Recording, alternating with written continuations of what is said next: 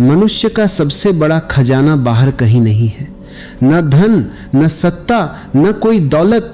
मनुष्य का असली खजाना है चाहना, वह भीतर उठने वाली आग, वह पुकार जो आत्मा की गहराइयों से जन्म लेती है।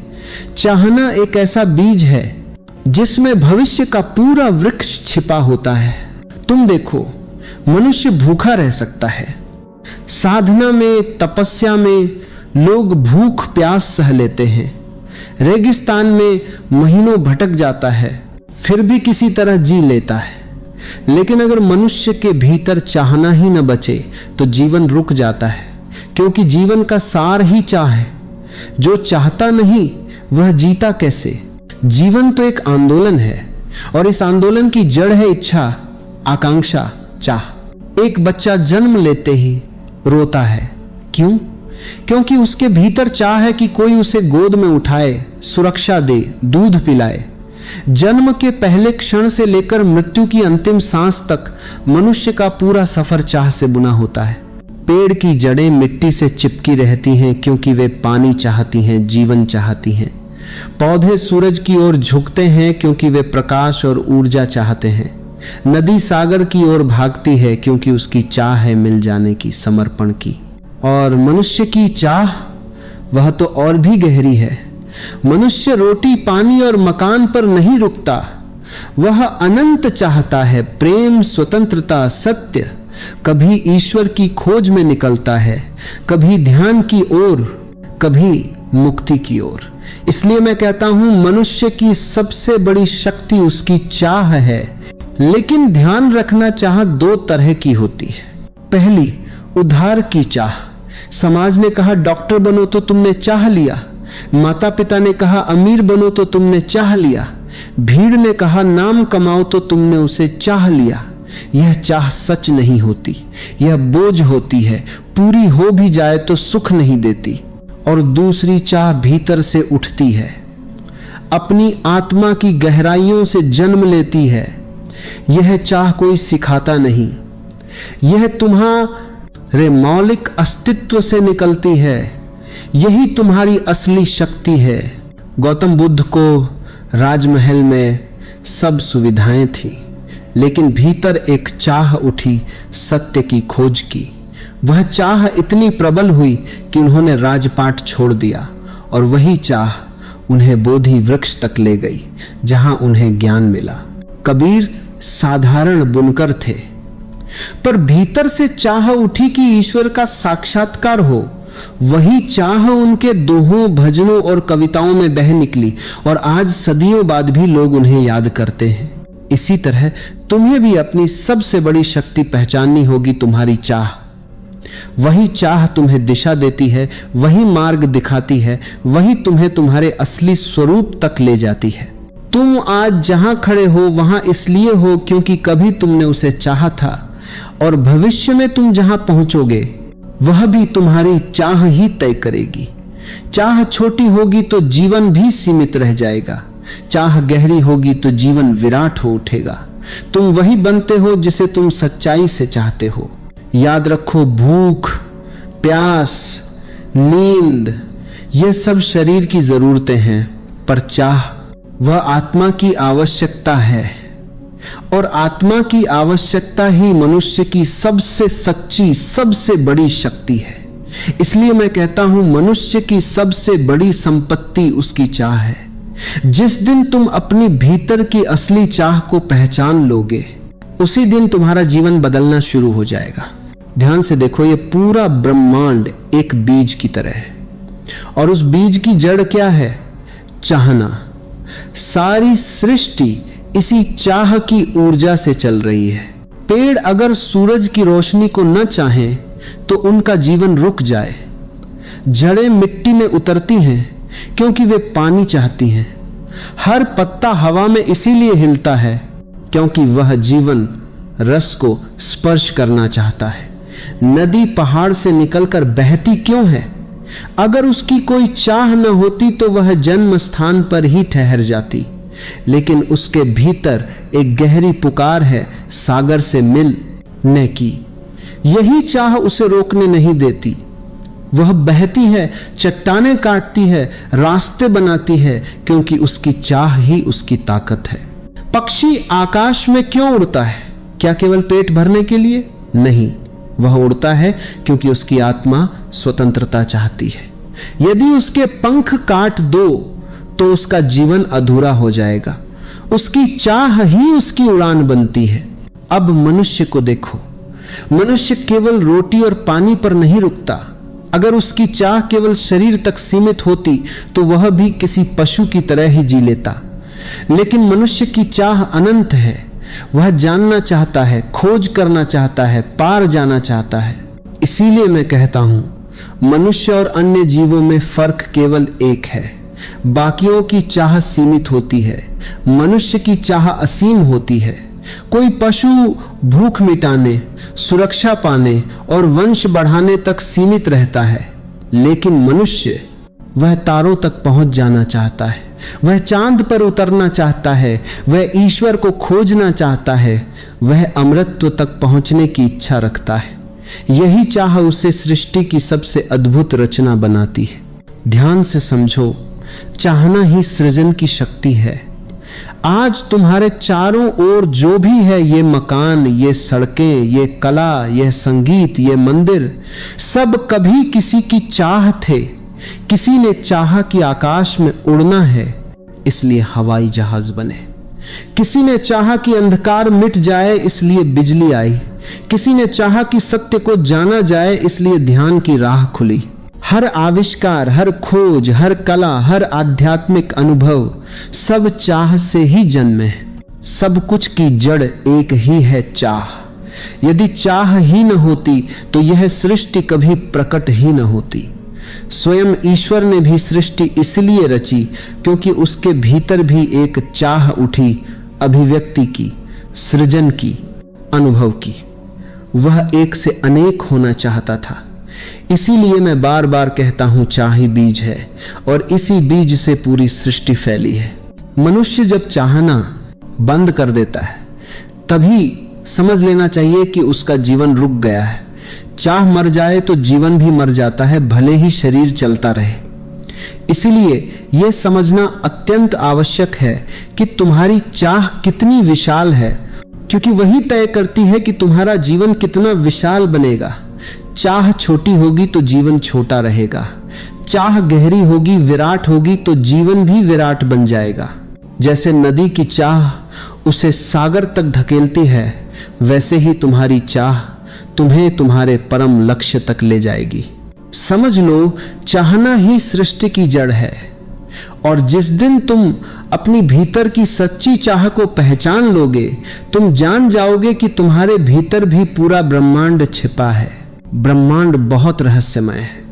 हम सोचते हैं कि हम अकेले हैं, हमारी चाह अकेली है, लेकिन सच यह है कि जैसे ही तुम्हारे भीतर कोई गहरी चाह जन्म लेती है, पूरा अस्तित्व उसे पूरा करने के लिए हरकत में आ जाता है। तुमने सुना होगा, जब शिष्य तैयार होता है, गुरु प्रकट हो जाता है। यह केवल कविता नहीं, यह अस्तित्व का नियम है। इसका सीधा अर्थ है, जब तुम्हारी चाह भीतर से परिपक्व हो जाती है तो ब्रह्मांड उसकी पूर्ति के लिए अपने दरवाजे खोल देता है। यदि तुम्हारे भीतर किसी सच्चाई की प्यास है तो तुम्हारे रास्ते अपने आप खुलने लगते हैं। तुम किसी चीज को आत्मा से चाहोगे तो वह चीज धीरे धीरे तुम्हारी ओर आकर्षित होने लगेगी। यह वैसा ही है जैसे तुम स्वयं एक चुंबक हो। तुम्हारे विचार, तुम्हारी भावनाएं, तुम्हारी इच्छाएं, ये सब ऊर्जाएं हैं और ऊर्जा का स्वभाव है आकर्षित करना। तुम भीतर जो भी बोओगे वही बाहर की दुनिया बनकर लौटेगा। यदि तुम हर समय सोचते रहो कि मैं दुखी हूं, मैं असफल हूं, मैं कुछ नहीं कर सकता, तो धीरे धीरे परिस्थितियां भी वैसी ही बनने लगती हैं, क्योंकि तुम्हारी ऊर्जा उसी दिशा में फैल रही है और ब्रह्मांड वही वापस लौटाता है। लेकिन यदि तुम भीतर अनुभव करो, मैं आनंद हूं, मैं प्रेम हूं, मैं सफलता हूं, तो वही अनुभूति तुम्हें वैसे ही अवसर, वैसे ही लोग और वैसे ही परिस्थितियां आकर्षित करके ले आएगी। याद रखना, ब्रह्मांड निष्पक्ष है। वह न अच्छा देखता है न बुरा, वह केवल एक बात देखता है, तुम्हारी चाह कितनी प्रबल है। जितनी प्रबल होगी उतनी जल्दी वह वास्तविकता का रूप लेगी। तुमने देखा होगा कभी कभी एक छोटा बच्चा किसी चीज के पीछे अड़ जाता है, रोता है, चिल्लाता है, जिद करता है और अंततः पूरा परिवार उसकी इच्छा के आगे झुक जाता है। ऐसा क्यों? क्योंकि उसकी चाह साफ, स्पष्ट और शक्तिशाली होती है। जीवन में भी यही नियम काम करता है। यदि तुम्हारी चाह साफ है, गहरी है और तुम उस पर पूरा विश्वास रखते हो तो ब्रह्मांड भी तुम्हारे आगे झुक जाता है। गौतम बुद्ध को देखो, उनकी एक ही चाह थी, सत्य की खोज। यह चाह इतनी प्रबल थी कि उन्होंने सब कुछ त्याग दिया और अंततः अस्तित्व ने उन्हें वही दिया जिसकी वे तलाश कर रहे थे। रामकृष्ण परमहंस को देखो, उनकी चाह केवल मां काली के दर्शन की थी और वह चाह इतनी गहरी थी कि पत्थर की मूर्ति भी उनके प्रेम के सामने सजीव हो उठी। यह चमत्कार नहीं है, यह नियम है। तुम्हारी चाह तुम्हारी वास्तविकता बन जाती है। पर ध्यान रखना, यह तभी होता है जब चाह सतही न होकर आत्मा से उठी हो। सिर्फ जुबान से चाहने से कुछ नहीं होता, सिर्फ कल्पना कर लेने से कुछ नहीं बदलता। जब चाह हृदय की गहराई से उठे, जब वह तुम्हारे खून में समा जाए, जब वह तुम्हारी सांसों में दर्ज हो जाए, तब ब्रह्मांड उसे नकार ही नहीं सकता। याद रखना, जैसा चाहोगे वैसा पाओगे। भीतर की चाह ही बाहर की दुनिया को आकार देती है। यदि तुम प्रकाश चाहोगे तो प्रकाश मिलेगा, यदि अंधकार चाहोगे अंधकार मिलेगा। अस्तित्व हमेशा तुम्हारे साथ है। तुम्हारा काम सिर्फ इतना है कि अपनी चाह को साफ करो, गहरा करो और उस पर विश्वास रखो। फिर देखना, जीवन स्वयं बदलता हुआ दिखाई देगा। जीवन वैसा नहीं है जैसा बाहर दिखता है। जीवन वैसा है जैसा तुम भीतर से उसे सोचते हो, कल्पना करते हो और मानते हो। तुम्हारी चाह और तुम्हारी कल्पना मिलकर तुम्हारे जीवन की तस्वीर बनाती हैं। तुम देखो, हर दिन तुम्हारे भीतर हजारों विचार आते हैं। हर विचार एक बीज है। यदि तुम बार बार यही दोहराते हो, मैं दुखी हूं, मैं असफल हूं, तो तुम अपने भीतर वैसी ही फसल बो रहे हो। और जब ये बीज पनपेंगे तो तुम्हें वैसा ही वातावरण, वैसी ही परिस्थितियां मिलेंगी जो तुम्हारे विचारों से मेल खाती हैं। मन बहुत शक्तिशाली है। यह एक दर्पण की तरह कार्य करता है। तुम इसमें जो डालते हो, जीवन उसे बाहर परावर्तित कर देता है। यदि तुम इसमें नकारात्मकता, भय और असफलता भरोगे तो जीवन अंधकार बन जाएगा। और यदि इसमें आनंद, विश्वास और सकारात्मकता भर दोगे तो पूरा अस्तित्व उजाला कर देगा।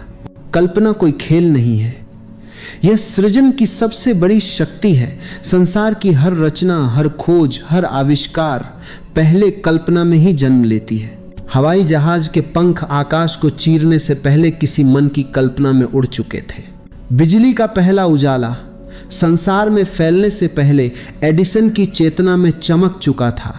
कविता कागज पर उतरने से पहले कवि के भीतर ही नृत्य कर चुकी होती है और चित्रकार की कूची चलने से पहले चित्र उसकी आंखों की गहराइयों में जन्म ले लेता है।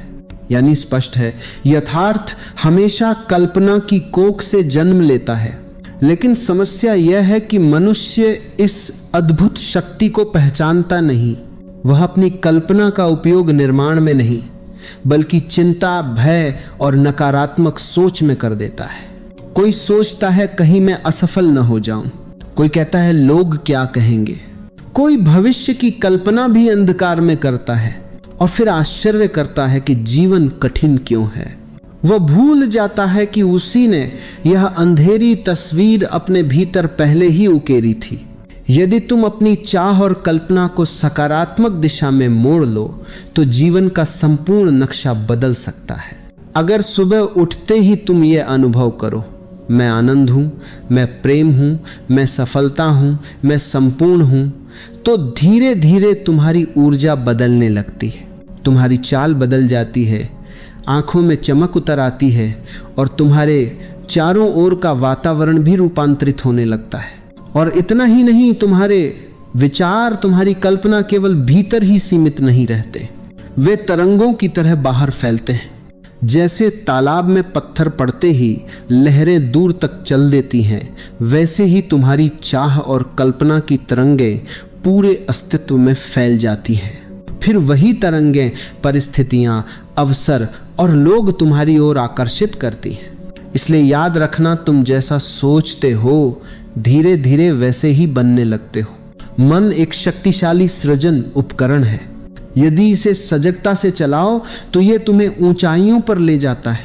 यदि इसे अचेतन छोड़ा तो यह तुम्हें गहरी खाई में धकेल सकता है। अपनी चाह को निर्मल करो, अपनी कल्पना को ऊंचाई दो।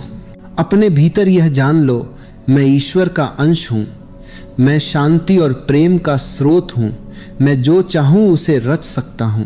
और फिर देखना, अस्तित्व अपने सारे द्वार खोल देता है। तुम जो कल्पना करोगे वही धीरे धीरे तुम्हारी सच्चाई का स्वरूप बन जाएगा। लेकिन याद रखना, केवल चाह लेना पर्याप्त नहीं है। चाह बीज है, पर बीज को फल बनने के लिए कर्म चाहिए, मिट्टी चाहिए, पानी चाहिए, धूप चाहिए। यदि तुम बीज बोकर बैठ जाओ और कहो कि वृक्ष अपने आप उग जाएगा, तो यह भ्रम है।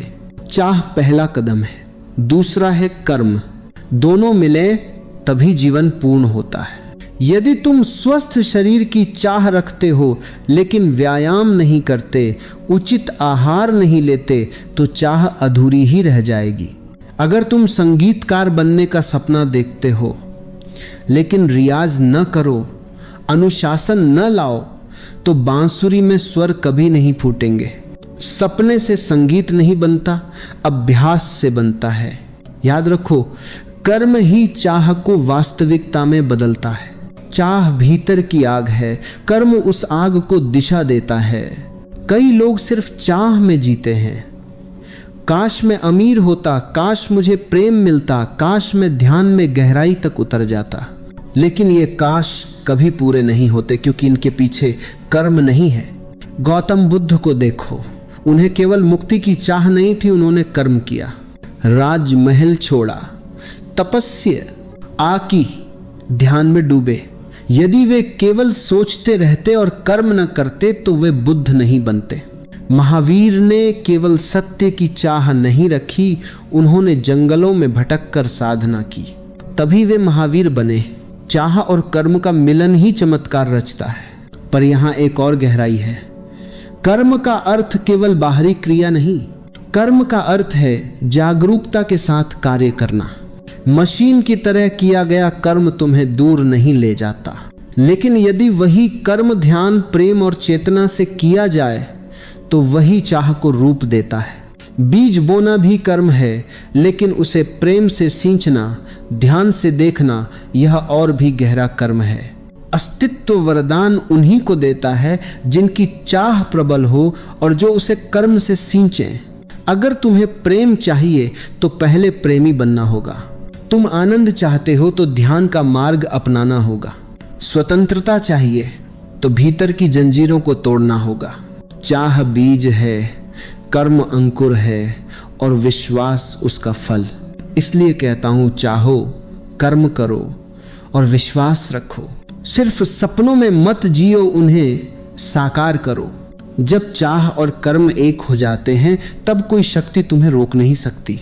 लेकिन मनुष्य का जीवन चाहों से भरा हुआ है। जन्म से मृत्यु तक वह चाह में डूबा रहता है। अब सवाल यह है, क्या सभी चाहें समान है? चाह दो प्रकार की होती है, झूठी चाह और सच्ची चाह।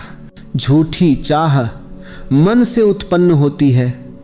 धन चाहिए, प्रसिद्ध चाहिए, शक्ति चाहिए। मन कहता है बड़ा मकान होगा तो सुख मिलेगा, लाखों लोग पहचानेंगे तो संपूर्ण हो जाऊंगा। लेकिन क्या ऐसा होता है? इतिहास गवाह है। धन पाने वाले भी खाली रहे, प्रसिद्धि वाले भी बेचैन रहे, शक्ति पाने वाले भी भीतर अकेले थे। अलेक्जेंडर सारी दुनिया जीतकर भी खाली हाथ गया, क्योंकि झूठी चाह का स्वभाव ही यही है। वह चलाती बहुत है पर भरती नहीं, प्यास देती है पर पानी नहीं देती। सच्ची चाह आत्मा से उठती है, वो बाहर नहीं भीतर की यात्रा है। वो कहती है मुझे प्रेम चाहिए, मुझे शांति चाहिए, मुझे सत्य चाहिए, मुझे ध्यान चाहिए। ये चाहे सतह से नहीं, गहराई से उठती हैं। यह तुम्हें भटकाती नहीं, तुम्हें घर ले जाती है। ये खाली नहीं करती, संपूर्ण करती है।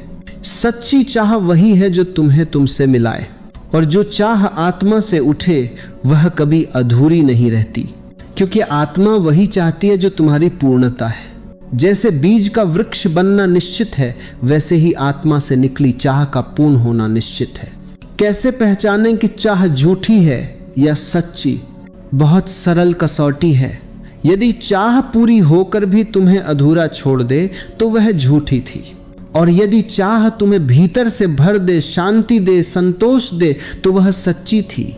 धन की चाह पूरी हो जाए तो और चाहिए, प्रसिद्धि की चाह पूरी हो जाए तो और चाहिए। ये सब झूठी चाह है, क्योंकि ये कभी समाप्त नहीं होती। लेकिन एक बार ध्यान की गहराई छू लो तो भीतर शांति उतरती है। एक बार प्रेम का स्वाद मिल जाए तो हृदय तृप्त हो जाता है। यही सच्ची चाह है। जीवन एक चुनाव है, या तो बाहर भागती झूठी चाहों में खो जाओ, या फिर सच्ची चाह को पहचान कर भीतर उतर जाओ। झूठी चाहें बंधन देती हैं, सच्ची चाहें मुक्ति देती हैं।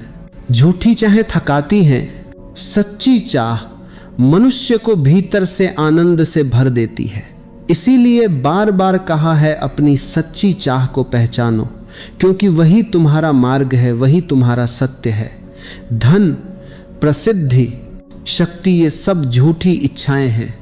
वे मन को भटकाती हैं, भरती नहीं। लेकिन प्रेम, शांति, मौन, ध्यान, ये आत्मा से उठी चाहें हैं, और आत्मा से उठी चाह कभी अधूरी नहीं रहती। मनुष्य का जीवन एक रहस्य है, और इस रहस्य में सबसे कठिन प्रश्न यही है कि तुम वास्तव में क्या चाहते हो। अधिकतर लोग इस प्रश्न का उत्तर खोजते ही नहीं।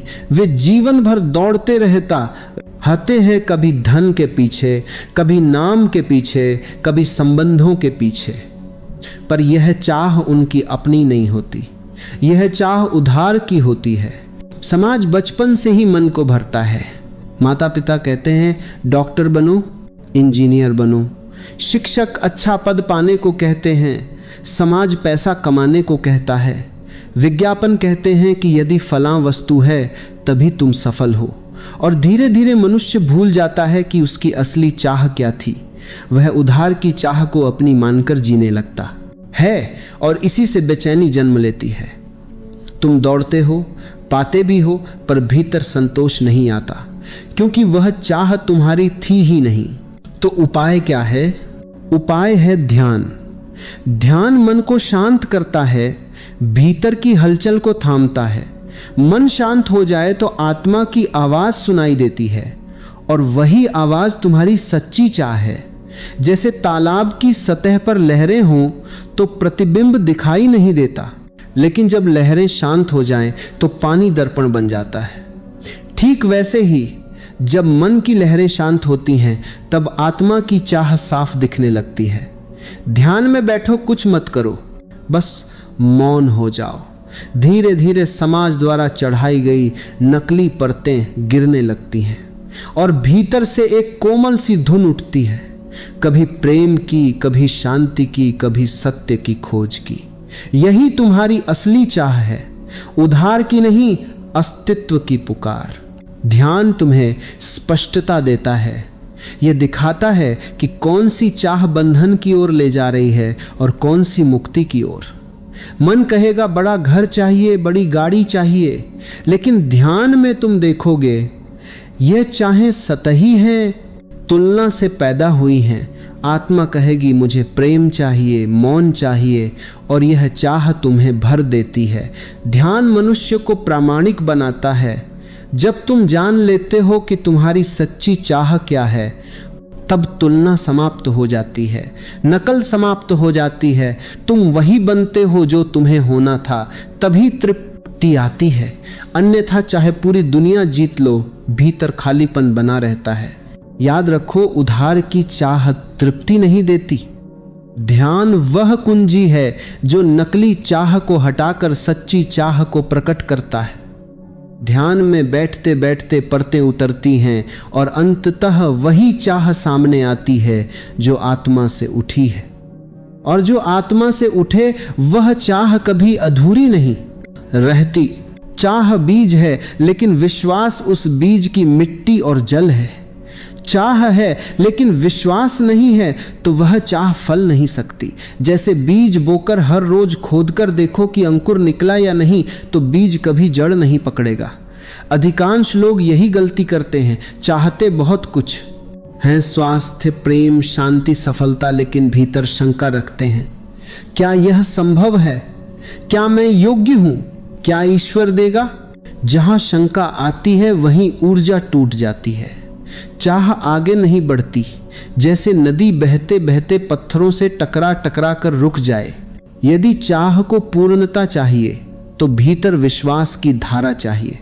विश्वास का अर्थ अंधापन नहीं है, यह अस्तित्व पर भरोसा है। जैसे बच्चा अपनी माँ की उंगली पकड़कर चलता है, उसे पता है माँ गिरने नहीं देगी। ऐसा ही विश्वास चाहिए। जब भीतर से कहो जो मैं चाहता हूं वह अवश्य होगा, तो यह वाक्य अस्तित्व को संदेश भेजता है और अस्तित्व हमेशा उत्तर देता है। शंका बीज को जला देती है, विश्वास बीज को जीवन देता है। विश्वास का अर्थ यह नहीं कि कुछ मत करो। विश्वास का अर्थ है कर्म में पूरी ऊर्जा लगाओ, लेकिन परिणाम की चिंता मत करो। तुम्हें पता हो कि बीज बो दिया है, अब वृक्ष अवश्य आएगा। यही संकल्प व्यक्ति को स्थिर करता है। जब कर्म में पूर्णता होती है, परिणाम स्वतः प्रकट होता है। चाह तभी फलती है जब उसमें विश्वास हो। यदि भीतर शंका है तो ऊर्जा बिखर जाएगी। मनुष्य चाहे या न चाहे, चाह उठेगी ही। चाह जीवन का स्वभाव है। हवा का बहना जितना आवश्यक है, नदी का बहना जितना आवश्यक है, उतना ही मनुष्य की चाह का उठना आवश्यक है। समस्या चाह में नहीं है, समस्या है चाह की दिशा में। चाह छोटी हो तो जीवन छोटा हो जाता है। चाह विराट हो तो जीवन अनंत के द्वार खोल देता है। ब्रह्मांड तुम्हें वही देता है जो तुम उससे मांगते हो, लेकिन मांग शब्दों से नहीं उठती, ऊर्जा से उठती है। तुम्हारे विचार, तुम्हारा कंपन, तुम्हारी तरंगे, ब्रह्मांड उन्हें सुनता है, शब्दों को नहीं। तुम कहो मुझे सुख चाहिए, लेकिन भीतर दुख की कल्पना करो तो तुम्हारी सच्ची मांग दुख की है। तुम कहो मुझे समृद्धि चाहिए, लेकिन भीतर अभाव महसूस करो तो तुम्हारी पुकार अभाव की है, और ब्रह्मांड वही लौटा देगा जो भीतर है। मनुष्य जैसा सोचता है वैसा बन जाता है। यह सिर्फ कहावत नहीं, यह ऊर्जा का नियम है। ऊर्जा वहीं बहती है जहां ध्यान जाता है। ध्यान ऊंचा है तो ऊर्जा ऊंची होगी, ध्यान नीचे है तो ऊर्जा गिर जाएगी। इसलिए ध्यान बदलना जीवन बदलने का सबसे सरल तरीका है। ध्यान बदलेगा जब चाह बदलेगी। तुम जिसे चाहोगे, ध्यान उसी की ओर जाएगा। चाह जितनी ऊंची होगी, ध्यान उतना शुद्ध होगा। इसलिए खुद से पूछो, तुम वास्तव में क्या चाहते हो? किस दिशा में जाना चाहते हो? किस अनुभव को जीवन में बुलाना चाहते हो? जो तुम चाहोगे वह तुम्हें मिलेगा, क्योंकि चाह तुम्हें बदल देती है। तुम वही बनने लगते हो जिसे तुम भीतर से चाहते हो। यदि तुम चाहो कि शांत बनो, धीरे धीरे शांत हो जाओगे। यदि चाहो कि प्रेम बनो, प्रेम बहने लगेगा। यदि प्रकाश चाहो, चेतना उजली हो जाएगी। लेकिन लोग चाह की ताकत को नहीं समझते। वे अपनी चाह बहुत छोटी रख लेते हैं। छोटी जीतें, छोटी खुशियां, थोड़ा धन, थोड़ा सम्मान, और जीवन उनके अनुरूप छोटा पड़ जाता है। लोग अपनी छोटी छोटी इच्छाओं के पीछे दौड़ते रहते हैं, और जब वे पूरी हो जाती हैं तो उन्हें लगता है कि वे सफल हो गए। लेकिन भीतर कहीं एक सूना सा खालीपन बना रहता है, क्योंकि छोटी चाह कभी आत्मा को तृप्त नहीं कर सकती। वह कुछ पल की खुशी तो दे सकती है, पर मनुष्य को रूपांतरित नहीं कर पाती। परिवर्तन चाहिए तो चाह को विस्तृत करना पड़ता है। जी बचाह विशाल होती है तो साधारण मनुष्य भी असाधारण बन जाता है। वह सीमाओं से ऊपर उठने लगता है। उसकी सोच, उसके निर्णय, उसकी दिशा, सब कुछ बदलने लगता है।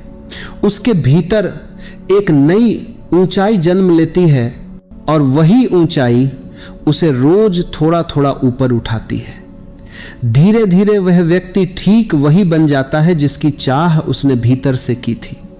लोग शिकायत करते हैं कि उन्हें मंजिल नहीं मिलती, पर मंजिल हमेशा उन्हें मिलती है जो उसे पूरी सच्चाई से चाहते हैं।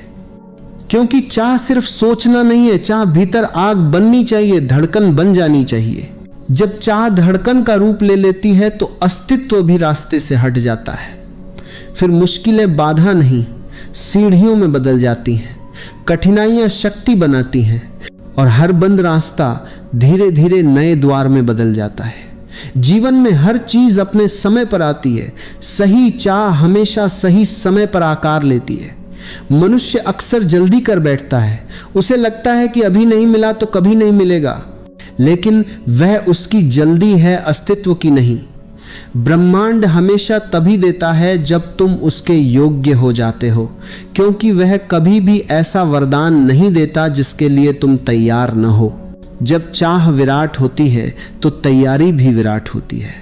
भीतर शक्ति आती है, समझ आती है, संतुलन आता है, परिपक्वता गहरी होती है। और जब यह परिपक्वता पूर्ण हो जाती है तब जीवन तुम्हें ठीक वही सौंपता है जिसे तुमने हृदय की गहराई से चाहा था। इंसान दो तरह से जी सकता है, संयोग से या चाह से। संयोग वाला जीवन बिखरा हुआ होता है, दिशाहीन होता है, वहीं चाह वाला जीवन केंद्रित, स्पष्ट और अर्थपूर्ण होता है। क्योंकि चाह खींचती है, मार्ग दिखाती है, भीतर से जगाती है। बस इतना याद रखना कि चाह स्वार्थ की न हो, ऐसी हो जो तुम्हें साफ करे, ऊंचा उठाए, विस्तृत करे। स्वार्थ की इच्छा है, लेकिन हृदय, चेतना और तमा की गहराई से उठी हुई प्यास वही सच्ची चाह है। वही चाह मनुष्य को बदल देती है। कई लोग उम्र भर छोटी छोटी इच्छाओं में ही उलझे रहते हैं, इसीलिए दुखी रहते हैं, क्योंकि छोटी इच्छा तो पूरी हो जाती है पर मनुष्य को बड़ा नहीं बनाती। अगर तुम वैसी चाह रखो जो तुम्हें विराट से जोड़ दे तो तुम किसी वस्तु की तलाश में नहीं होते, बल्कि एक अनुभव की खोज में होते हो, उस अनुभव की जिसमें मनुष्य जाग उठता है। अब आंखें हल्के से बंद कर लो, एक लंबी गहरी सांस भीतर लो और उतनी ही शांति से छोड़ दो। शरीर को ढीला छोड़ दो। जिस जगह बैठे हो वहीं अपने अस्तित्व को समर्पित कर दो। अभी इस क्षण तुम्हें कहीं जाना नहीं, सिर्फ भीतर उतरना है। सांस को सहज बहने दो और महसूस करो कि हर श्वास के साथ शरीर हल्का हो रहा है, हर सांस के साथ सारे बोझ बाहर निकल रहे हैं। अब अपने दिल के केंद्र पर ध्यान ले आओ, जहां तुम्हें जीवन की धड़कन महसूस होती है। उस धड़कन को सुनो, वह केवल तुम्हारी नहीं, अस्तित्व की धड़कन है जो तुम्हारे भीतर धड़क रही है। हर धड़कन कह रही है कि तुम अकेले नहीं, उस विराट ऊर्जा के साथ जुड़े हो जिसने तुम्हें रचा है। अब अपने दिल में एक छोटी सी रोशनी की कल्पना करो, शांत, गर्म, पवित्र। यही रोशनी तुम्हारी चाह है। अभी यह छोटी है